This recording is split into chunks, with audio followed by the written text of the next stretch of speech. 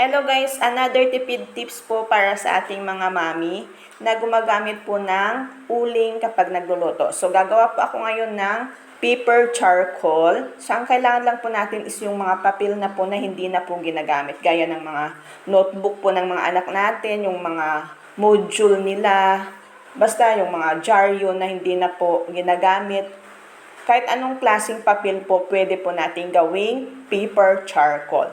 So, i-double check nyo lang po, baka kasi may mga nahalo na mga importanteng mga papilis. So, delikado. So, dapat i-double check nyo po. Itong gagawin ko po is yung mga notebook po ng mga anak ko. Kaysa itatapon or susunugin, gagawin ko na lang po siyang paper charcoal para mapakinabangan ko pa po siya. So, ang kailangan lang po natin is basain po natin siya para mabilog po natin kasi bibilugin po natin ito siya para matagal siyang matunaw kapag ginamit na po natin siya pang luto. So, madali lang naman po siyang gawin. Babasain nyo lang naman po siya tapos bibilugin.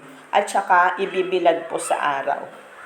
So, dahil maaraw naman po, kapag malakas naman po yung araw is mga 2 days lang siya, matutuyo na po ito siya. So, ayan. Bibilugin lang po natin siya. After natin mabilog, ibibilad na po natin. So, ganyan lang guys. Oh. Ayan. Kapag malambot na siya, bibilugin nyo na po siya. Ayan, pipigain yung ganyan para matanggal po yung tubig kagaya po niyan. So, madali lang naman po siyang gawin. Ayan. So, ganyan lang po.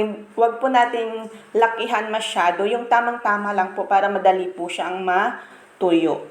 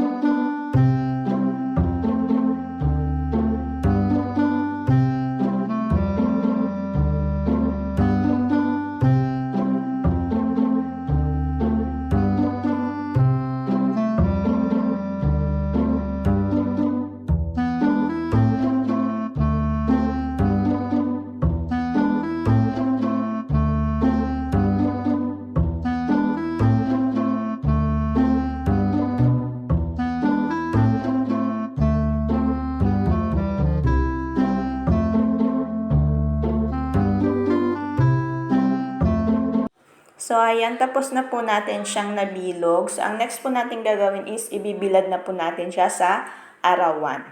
Tapos, hintayin na lang po natin siyang mga matuyo. So, kagaya ngayon, dito sa amin is medyo maaraw siya kapag umaga. So, mga 2 days lang siguro mabibilad na ito siya.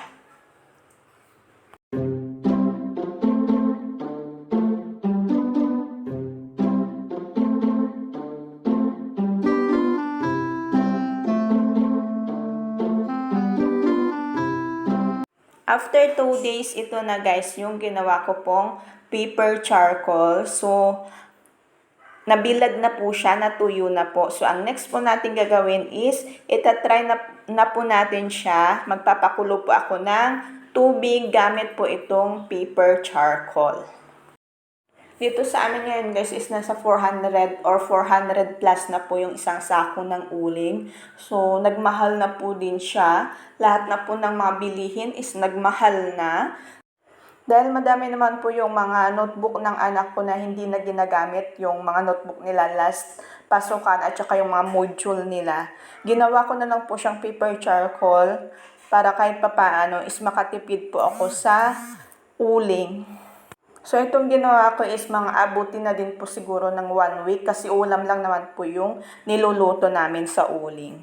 So, kapag madami po kayong mga papel-papel po dyan na hindi na po ginagamit, so gawin nyo na lang pong paper charcoal para kahit papaano is makatipid po tayo. So, yun lang po. Thank you for watching guys.